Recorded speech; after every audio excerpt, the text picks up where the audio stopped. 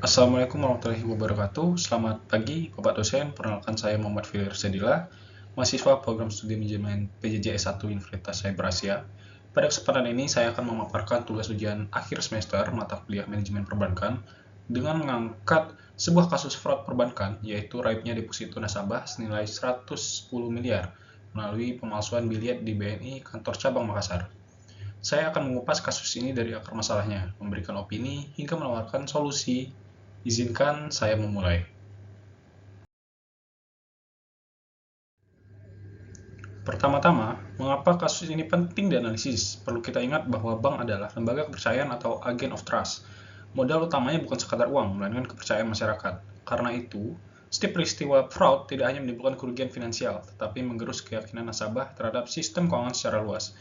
Kasus BNI Makassar ini menarik karena menyentuh sekaligus tiga pilar pengelolaan bank, yaitu pengendalian internal, manajemen risiko, dan tata kelola perusahaan. Maka pertanyaan besar yang akan saya jawab hari ini adalah, bagaimana pemalsuan senilai ratusan miliar rupiah bisa lolos dari sistem pengawasan bank, dan bagaimana kita mencegahnya agar tidak terulang.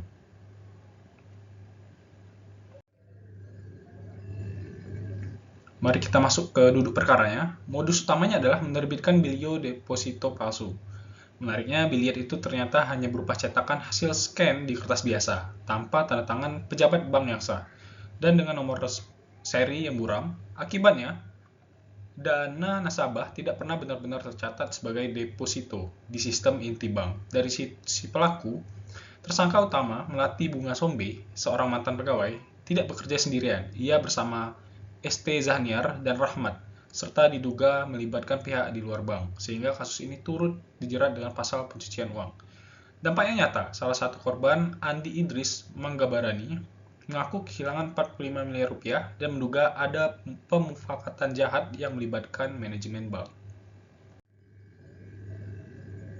Agar lebih jelas, saya paparkan kronologinya. Kejadian mulai terkuak awal 2021 ketika beberapa nasabah menunjukkan biliet deposito dan meminta pencairan, salah satunya bernilai sekitar 50 miliar rupiah. Pada 1 April 2021, BNI melaporkan dugaan pemalsuan ini ke Bareskrim Polri dengan sangkaan pidana perbankan sekaligus pencucian uang. Pada Mei hingga Juni 2021, muncul gugatan perdata dari nasabah, dan pihak Andi Idris justru balik melaporkan manajemen bank.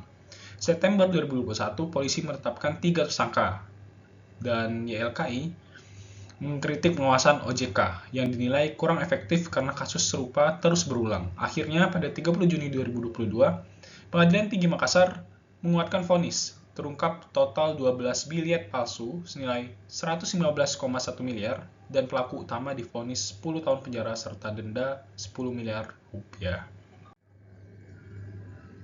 Kalau kita rangkum dalam angka, ada 4 fakta kunci. Total nilai 12 biliet palsu mencapai 115,1 miliar. Pelaku utama divonis 10 tahun penjara dengan denda 10 miliar rupiah, dan yang penting ada 3 orang tersangka yang menandakan kuatnya indikasi kolusi. Namun ada satu hal yang ingin saya garis bawahi.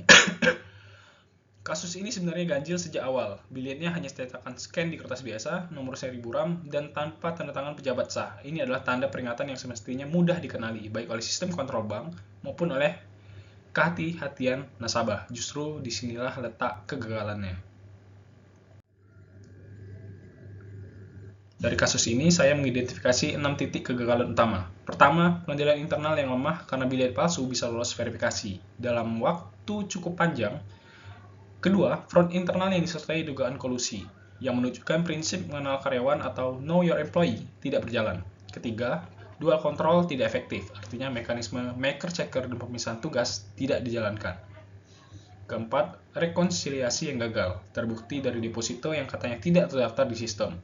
Kelima, pengawasan yang lemah, baik audit internal maupun pengawasan OJK. Dan keenam, semua itu bermuara pada risiko reputasi, di mana ketidakpastian ganti rugi mengikis kepercayaan nasabah. Untuk memahami akar masalahnya, saya menggunakan kerangka klasik fraud triangle atau segitiga kecurangan. Menurut teori ini, fraud terjadi ketika 3 elemen bertemu di satu titik. Elemen pertama adalah tekanan, yaitu dorongan finansial pelaku dan pihak luar untuk meraih dana besar dalam waktu singkat. Kemudian elemen kedua adalah kesempatan, yang muncul karena kontrol internal lemah. ada akses ke format biliet, tidak ada dual control, dan minim verifikasi silang. Kemudian elemen ketiga adalah rasionalisasi, di mana keterlibatan banyak pihak atau kolusi membuat pelaku merasa risiko terdeteksi kecil dan tanggung jawab seolah menyebar. Dari ketiganya, tekanan dan rasionalisasi sulit dikontrol bank karena ada di dalam diri pelaku.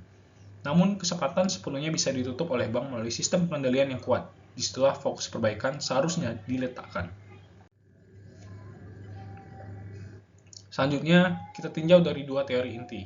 Dari sisi manajemen risiko operasional, kasus ini adalah kegagalan pada faktor manusia dan proses internal, dan justru kategori inilah yang paling sering menimbulkan kerugian besar di perbankan.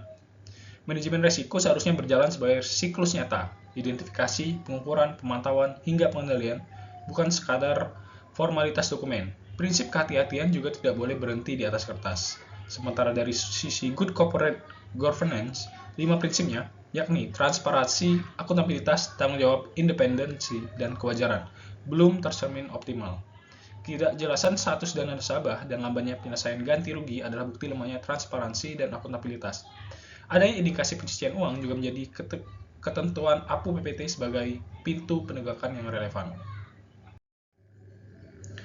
Sekarang, izinkan saya menyampaikan opini dan pandangan pribadi. Menurut saya, meskipun secara hukum yang divonis adalah oknum pegawai beserta jaringannya, pada hakikatnya ini adalah kegagalan sistem pengendalian, bukan semata kesalahan satu individu. Pemalsuan senilai ratusan miliar sulit terjadi tanpa celah kontrol yang menganga atau minimal kelalaian pengawasan. Dugaan pemufakatan jahat memang belum tentu terbukti di level manajemen, tetapi kegagalan pengawasan internal adalah fakta yang tidak terbantahkan. Pandangan saya berikutnya, bank tetap memikul tanggung jawab kepada nasabah atas kelalaian pegawainya yang terjadi dalam lingkup pekerjaan. Sekalipun pegawai itu telah dipecat, namun secara berimbang, nasabah pun wajib berhati-hati. Deposito besar semestinya diverifikasi lewat kanal resmi bank, bukan hanya mengandalkan biliet fisik dari satu petugas. Kesimpulan opini saya, kepercayaan hanya bisa dijaga bila integritas manusia, kekuatan proses, dan ketegasan pengawasan berjalan secara bersamaan. Dari analisis tadi, saya mengusulkan solusi yang bersifat berlapis atau pertahanan berlapis. Pertama, memperkuat pengendalian internal melalui dual control dan four eyes principle. Pemisahan tugas yang tegas, rekonsiliasi harian antara biliet fisik dan sistem inti bank, serta rotasi jabatan dan cuti wajib. Kedua, memperkuat audit dan whistleblowing, yaitu SKAI berbasis risiko dengan surprise audit, serta sistem pelaporan pelanggaran yang independen dan melindungi pelapor. Ketiga, dari sisi teknologi, mendigitalisasi bilik deposito dengan QR code atau nomor seri terenkripsi dan mengirim konfirmasi otomatis ke nasabah melalui kanal yang independen dari petugas cabang.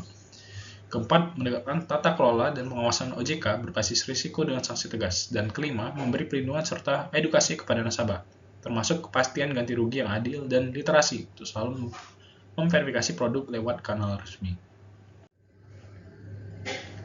Agar analisis ini lebih berpijak pada data, saya tampilkan konteks yang lebih luas. Data OJK menunjukkan ada 526 kejadian fraud perbankan sepanjang 2012 hingga 2018. Dan sebagian besar, yaitu 331 kasus, justru melibatkan internal bank. Total kerugian dari kasus internal ini mencapai sekitar 7,7 triliun. Menurut survei ACVA, sektor keuangan dan perbankan pun menempati posisi teratas sebagai industri yang paling dirugikan akibat fraud. Ada satu temuan yang sangat relevan dengan solusi yang saya tadi ungkapkan. Media pengungkap fraud terbesar ternyata adalah laporan dari karyawan sendiri. Ini menjelaskan berapa pentingnya membangun sistem whistleblowing yang kuat. Jadi, kasus BNI Makassar bukan peristiwa terisolasi, melainkan cerminan risiko sistemik yang menuntut pengendalian dan pengawasan yang serius. Sebagai kesimpulan, kasus raibnya deposito 110 miliar di BNI Makassar adalah bentuk fraud internal dengan dugaan kolusi yang berhasil terjadi karena lemahnya pengendalian internal, manajemen risiko, dan tata kelola. Pelajaran terbesarnya, kepercayaan sebagai fondasi perbankan dijaga oleh 3 hal sekaligus: integritas manusia, kekuatan proses, dan ketegasan pengawasan. Teknologi dan prosedur secanggih apapun akan tetap gagal apabila budaya integritas dan pengawasan berjenjang tidak ditegakkan secara konsisten. Ketiganya harus jalan bersama, tidak bisa hanya mengandalkan salah satunya. Demikian analisis yang dapat saya sampaikan mengenai kasus fraud perbankan di BNI Kantor Cabang Makassar. Semoga Pemaparan ini bermanfaat dan memberikan gambaran yang jelas mengenai pentingnya pengendalian, manajemen risiko, dan tata kelola dalam dunia perbankan. Saya Muhammad Firdaus Sidillah mengucapkan terima kasih atas perhatiannya. Wassalamualaikum warahmatullahi wabarakatuh.